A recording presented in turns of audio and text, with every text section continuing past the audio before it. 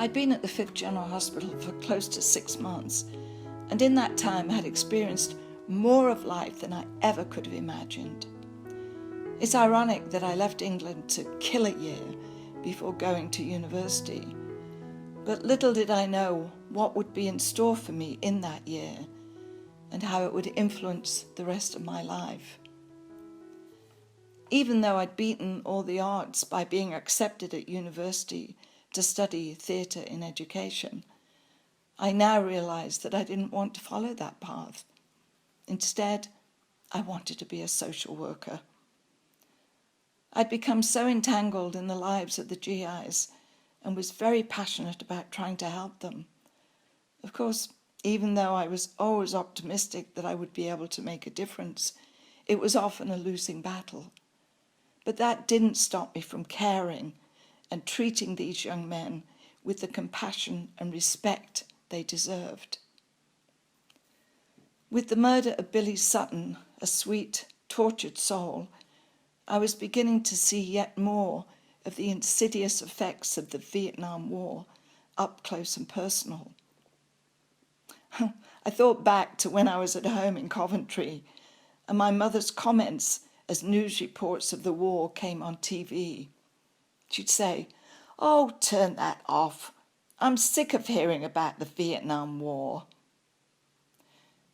It pains me to know that many people outside of America, myself included, had no interest and really no idea what that war was about, apart from something to do with fighting communism. We weren't invested in the lives of American soldiers or the plight of the South Vietnamese, for that matter. It was all a long way off and no business of ours.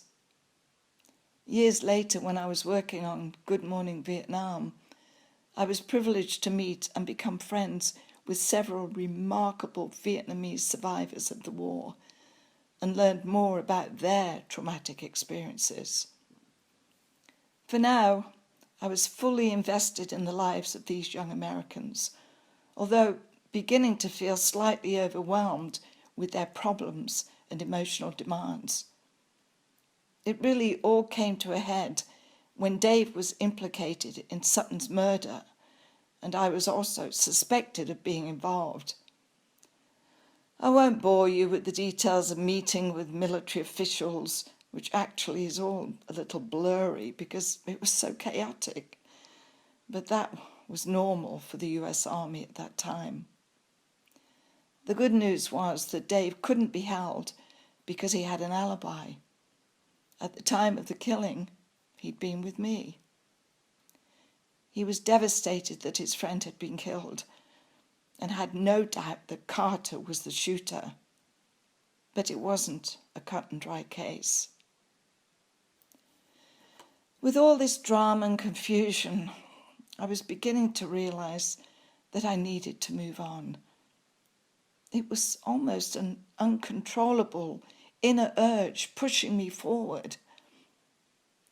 I'd been thinking of spending some time in Greece and then going on to Israel to work on a kibbutz before returning to England. I'd written to my friend Chris in Coventry to see if she would be interested in travelling to Greece, and she was. I gave a 2-week notice to Major Cardell and told everyone else that I would be leaving and going to Greece. Dave was disappointed because he was hoping I would move back with him to Indiana eventually. As much as I cared about him, it was my intuition that told me that it wasn't meant to be. I wanted to keep going and discover more about life and about me. I suppose you could say that I was in the process of finding myself, although that certainly didn't occur to me on a conscious level. I only know that I was compelled to continue my journey without any thought of what might be ahead, but I was excited about the possibilities. Yes, of course, I had responsibilities. For instance, I needed to inform the university that I would not be taking the position there in September, and my divorce papers had to be signed. Then I was required to give a statement and possibly a deposition regarding Sutton's murder and would need to return to Stuttgart at some point. My friends from the lab arranged a going away party for me in the theme of a Hawaiian luau. It was held on the lawn outside the civilian living quarters and seemed to go on for days. Don roasted a pig and pretty much took care of all the Hawaiian-themed cuisine. Some of the guys dressed up in grass skirts and leis around their necks, and there were silly games and lots of crazy dancing, including the limbo. One of the GIs, Charlie Nix, who was a terrific guitarist and singer, played Hawaiian songs on the guitar. And naturally, there was plenty of alcohol and hash on hand. Interesting that it was a Hawaiian theme, considering I was going to Greece. But it was a great send-off, and I was so grateful to have all of the people there that I had come to love and appreciate. I would miss all of these wonderful Yanks, even the dysfunctional ones. I visited Miss Walter and said goodbye, with the promise that I would stay in touch. I was blessed to have met this wonderful lady, whose letters over the course of the following 10 years contained great words of comfort and inspiration during challenging times.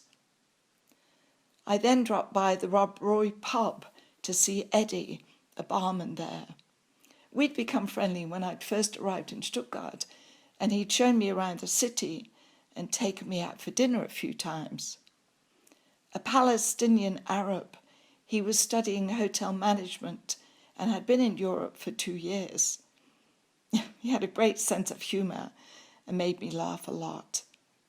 When I told him that I wanted to work on a kibbutz in Israel, he talked me out of it. He said, "They will work you very hard there." He said that I should go and stay with his family in Akka, where they had a nice house, and I could stay in his room there. We had a photo taken together, and he made a couple of copies. One he sent to his parents, and he wrote a message on the back of the other one in Arabic to the effect that I was a friend of his and to give me any help I might need. He told me that he'd been a big football star in Akka and everyone knew him. Just show the photo and no problem. It wasn't quite as easy as that, which you'll discover as my story continues. But first, to Greece. There was a Greek civilian working in the lab, Kostas, a man in his 40s. I didn't know him very well, but when he found out I was going to his homeland, he wanted to know the details. I was heading for Athens by train, meeting my friend Chris in the hostel there, and really was not sure where next. He didn't offer me any ideas. He just asked if I could take a package to Athens for him. My sister had a baby. I want to send her some baby clothes. He told me that when I arrived at the train station, I should call a number and someone would meet me and collect the package from me. He gave me the telephone number and necessary drachma to make the call. It was drachma then, not euros yet. The package was square-shaped and wrapped in brown paper. It wouldn't quite fit into my backpack, but since I'd accumulated more stuff while I was in Stuttgart, I had to buy a bag, so I was able to squeeze the package in that. Sitting on the train, where I would spend the next 2.5 days, even though I reflected on my past experiences, I was also enthusiastic about my unknown future. I booked a sleeper on the train from Stuttgart to Athens because the journey was going to take 2 nights. It wasn't exactly the luxury I imagined it to be. It was probably a second-class sleeper. But fortunately, I found myself sharing a bunk bed with a lovely young woman from Seattle, Jeannie. She'd been backpacking in Europe for just over a year, and was heading back to the States from Athens. "Where you going in Greece?" she asked. I told her I wasn't sure, although my friend Chris from Coventry had mentioned Mykonos. Jeannie said she'd spent time on Ios, a quiet island not far from the more popular island of Mykonos. This sounded perfect, since I was craving peace and quiet after the hectic and emotionally draining past few months at the 5th General Hospital. Jeannie was interested in hearing all about my experiences, and as I regaled her with my stories, I realized just how life-changing my time with the US Army had been, and I felt very grateful that I'd been led there. I'd become totally involved in a life that was almost alien to me, and had discovered a side of myself I didn't even know existed. The phrase "finding myself" rings in my ears, and it really seems that's what I was doing. I recently read a book written by a Buddhist monk, and these words jumped out at me. In order to come into our full potential and to embody the truth and radiance of who we are, we must pour ourselves forth into life instead of trying to escape life and avoid its challenges. At present, I was enjoying the radiance of the beautiful Bavarian scenery before the train stopped at the border of Austria. This was when the first of the border guards entered the train to check travel documents. My big orange backpack and hold-all were on the luggage rack above my seat. The package of baby clothes sat precariously on top of the bag, but in full view. "What is in the package?" the Austrian guard asked. "Baby clothes, a gift," I answered innocently, because as far as I was concerned, that was the truth. The guard looked at my passport and gave me a hard look before returning it to me. Then he left. There were 2 more border checks in Yugoslavia and Greece. Each time the border guard asked me what was in the package, and my response was always the same: baby clothes. None of the border guards asked me to open the package, clearly taking my word for it that it did indeed contain baby clothes. Well, it did, didn't it? Certainly, I had no reason to believe there could have been anything else inside the package until I arrived in Athens. On our long journey together, Jeannie gave me a lot of invaluable travel tips. She said that I should open a post restant account at the American Express office in Athens. I could give that address to anyone who wanted to send mail to me, and it would be held until I collected it. She also told me how to get to Ios by boat from Piraeus, and which bus to take to the main youth hostel in Athens, where I'd arranged to meet Chris. Jeannie and I exchanged addresses and vowed to stay in touch, which we did for a few years. Then she went on her way, and I headed toward a phone box, where I pulled out the piece of paper Costas had given me with his sister's number on it. I put in a coin and dialed the number. A gruff male voice answered in Greek. I didn't know what he said, but I assumed he said hello. "Hello," I said. "My name's Marie, and I have a gift from Costas for his sister." I told the male voice where I was, and in English he told me to stay right there and he would meet me. He said he had a black car. I told him I was blonde, had an orange backpack, and would be holding the package. Approximately 10 minutes later, a black sedan stopped in front of the phone box. A nicely dressed man in his 30s stepped out and approached me. "Give me the package," he demanded in quite a surly manner. I handed it over, and he got back in the car and drove off. There were no niceties exchanged. He never smiled, he didn't thank me, offer any assistance. Nothing. In fact, he was quite rude. Costas had had a similar demeanour. Well, Perhaps this was how Greek men were, I thought. Then it suddenly dawned on me, yes, only then, that there might have been something less innocent than baby clothes in the package. If that was indeed the case, and I'd been used as a drug courier, you can imagine the consequences if I'd been caught. But that's for your imagination, not mine. All of the circumstances were definitely suspicious, but because I genuinely did think that I was carrying an innocuous gift, I must have carried an air of innocence too. Or perhaps it was my guardian angel watching over me again. The next day I met up with gorgeous Chris with her long blonde hair and beautiful blue eyes, and we were soon on the boat to Eos. As Jeannie had described, it was a quiet island with no transportation from the harbour to the town, apart from a donkey. This wasn't the most comfortable of rides, as the donkeys struggled to climb the steep, rocky road to a village where there were a few restaurants and one nightclub. It was such an exhausting walk on foot that most people stayed in the harbour area. This is where I met Vasily, the co-owner of Eos Club, which was not far from the beach, but almost hidden away on the side of a hill and a bit of a trek. It only played Greek music, so seemed to attract more locals than tourists, but not enough to be really successful.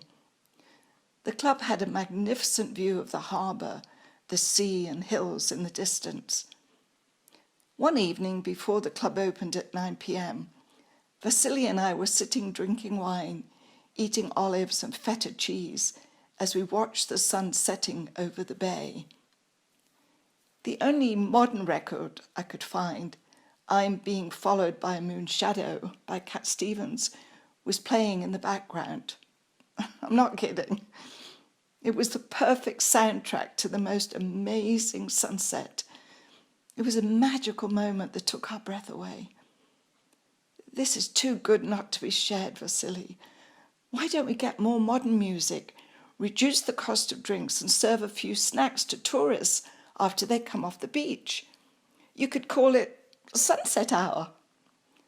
I'd never actually heard of happy hour, but essentially that's what I was suggesting. I made up a list of the latest music, as well as a couple of classical albums, and the next day Yanni, the co-owner of the club, was off to the record stores in Athens. Sunset hour soon caught on, and we were flooded with young people, some of whom brought their guitars and played and sang while the sun went down. I chose the music to be played, so I guess I was the DJ, and I served drinks and prepared snacks. Every now and again, Vasily would say, "Doc!" That meant there was a policeman checking to see if there was anyone working illegally. This was before Britain became part of the European Union. So I'd hide behind the bar until Vasily gave me the all clear. Sunset hour was very successful, although we never saw another sunset like the one that had inspired it. A friend of mine, Brian Scher, who went on to become a Hollywood agent and then a talent manager, visited EOS in the early 90s and told me that sunset hour was still going strong. However, the island wasn't as quiet as it had been, and now there were buses and cars travelling between the harbour and the village. I'm sure the donkeys are very relieved. A few weeks after sunset hour was established at Eos Club, Vasily had to return to Athens and his real job, working as an architectural draftsman. It was also time for me to get a paying job, and I was offered a position in the kitchen of a popular restaurant in the harbour. My main job was peeling potatoes for a few drachma, but I had to be hidden away in the kitchen just like Cinderella because I didn't have a working visa. Yorgos and Maria, the couple who owned the restaurant, were in their 50s and a really nice couple. and they also owned a small 6-bedroom pension. Maria said that I could have a room there for free if I was willing to keep the pension clean, which included the communal shower. So I went from being a DJ to kitchen help and chambermaid. 2 jobs that were certainly a little more essential than choosing music in a nightclub, although that was fun and this was hard work. Maria insisted on cleaning the 2 toilets at the top of the entrance stairs, for which I was very grateful. Because the sewage system on the island wasn't the greatest, especially during the busy season, the toilets in the pension would often back up and overflow. There were notices in English on the doors of the toilets that read, in big block letters, "Please keep closed at all times!" Exclamation mark, exclamation mark. In the couple of weeks I spent there, I hadn't experienced anything too nasty, apart from the smell, of course. That changed when I returned from the beach one day to be met by overflow from the toilets. Someone had forgotten to close the toilet doors. I ran over to the restaurant and told Maria as best I could, since she didn't speak much English and my Greek wasn't great. However, I did know the word for S-H-I-T. It was scatar. As soon as she heard that, she grabbed a bucket of water and a mop, and I asked her if she had any rubber gloves I could have. "Yeti," she asked. "Why?" I said, "So that I could help you. I can clean up with you before the tourists come back from the beach." "Okie, no," she responded.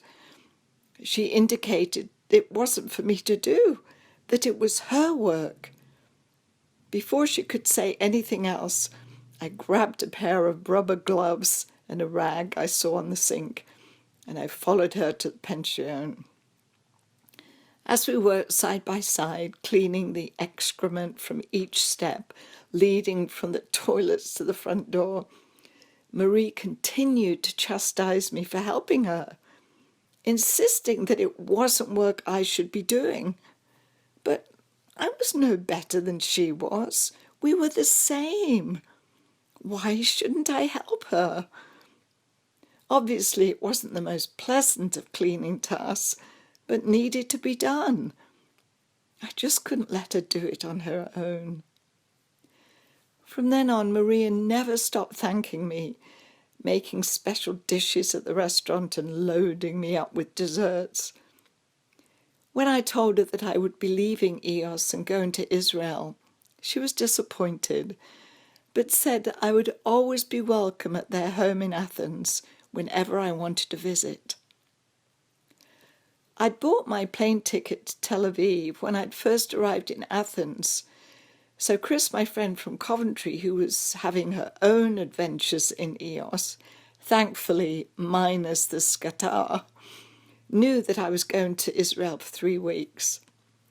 We'd arranged to meet in Athens at the American Express office on the day I was due to return from Israel, and then we'd make our way back to England. Before getting the plane to Tel Aviv, I went to the American Express office to pick up my mail. I'd sent the poste restante address to my relatives and friends, as well as the military lawyer in Germany. There was a letter from him asking me to report to his office in Stuttgart no later than the 20th of September, which was 6 weeks away. So the timing should work out okay. There were also beautiful cards and letters from Dave, with the good news that he was no longer under suspicion for killing his friend, Billy Sutton, and that there was a lot more evidence against Carter. Yay! I was so glad to hear that. When I was in EOS, I'd met a girl from Manchester, Lisa, who'd been an au pair in Tel Aviv to a widowed doctor, a GP, and his two daughters aged 10 and 12. She said that the girls were very interested in Shakespeare, and their father was looking for someone to help them interpret the language. Maybe you could do that. Sounds interesting, I said.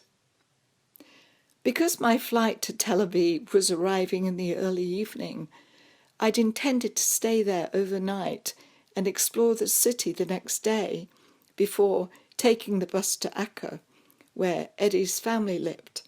That was the Palestinian guy I met in Stuttgart and his family who lived in Acca. Lisa wrote to the widowed doctor, told him about me, when I would be arriving in Tel Aviv, and asked if I could stay with the family overnight. It was a bit presumptuous, I thought, but she gave me his address and said he won't mind. He's really nice. I arrived at the doctor's house, and a fairly nice-looking man in his late 40s, wearing dark-rimmed glasses, answered the door. "You must be Marie," he said. I suppose my backpack gave me away. He invited me in and gave me tea. He asked about Lisa and how she was doing, and then wanted to know about me, and especially my drama experience. He then explained his daughter's fondness for Shakespeare and that he wanted a tutor for them. Would I consider doing this? I would live in and I'd get a good salary, he said. Without giving me a chance to even consider it, he called his daughters in to meet me. The two young girls spoke very good English, were very sweet, as they told me of their love for Shakespeare's language and the plays that were their favourites. They were thrilled when I told them I only lived a few miles away from Stratford-upon-Avon, the bard's birthplace. The girls then had to rush off, but before leaving said that they were so excited that I was going to be their tutor. Hang on a minute, I thought. Now, who was being presumptuous here? The doctor saw the confused look on my face. "Oh, we'll talk about it later," he said. "Perhaps first you would like a shower and make yourself comfortable." I thought that was a good idea. The weather was hot and humid, and I felt very sweaty from travelling. I'm sure I didn't smell that good either. He showed me where the shower was, gave me a towel and closed the door. Oh, it felt so good to stand under a warm shower for a change. The showers in EOS usually ran cold. And that's exactly how my blood felt when I turned around and saw the widowed doctor standing there. "What the hell are you doing here?" I said. "Oh, I wanted to make sure you had everything you needed." "Can you please leave?" I yelled at him. Realizing that my clean clothes were in my backpack, I added, "And I need my backpack." He left, and I quickly got out of the shower and wrapped myself in the towel. He reappeared with the pack and placed it on the floor. "Let me know if you need anything else," he said, grinning as he left. It might have been a joke to him, but this was the biggest red flag I needed to get me out of there. It was almost déjà vu. I was back with Dr. Bond. Remember that creep from Switzerland? As I got dressed, I was formulating a plan of action. It was now around 9 p.m. and getting dark. According to the map, the youth hostel wasn't too far away, and I had enough Israeli money to get a taxi. I headed for the front door with my pack and bag and almost made it out the door when the widower appeared. "I didn't mean any harm, and I'm a doctor," he said, as if that made it okay. I just shook my head in disgust and walked out the door. "Please stay," he implored. I wish I had, when I saw how disgusting the hostel was. It was filthy and packed to the rafters. There were single bunk beds with 2 people in them, men and women, and I had to share a mattress on the floor with a young Scandinavian guy. He was actually really sweet and very respectful, but I couldn't relax and I didn't sleep a wink all night. It didn't help either that a couple in a top bunk were having sex most of the night. Then I was itching like crazy from bed bugs, I found out later. Oh, it was a miserable experience. I couldn't wait to get out of there and decided to go straight to Acre by bus instead of staying around in Tel Aviv. The next time, you'll hear about the humanity and kindness of sworn enemies in Acre. I hope you keep listening. Bye.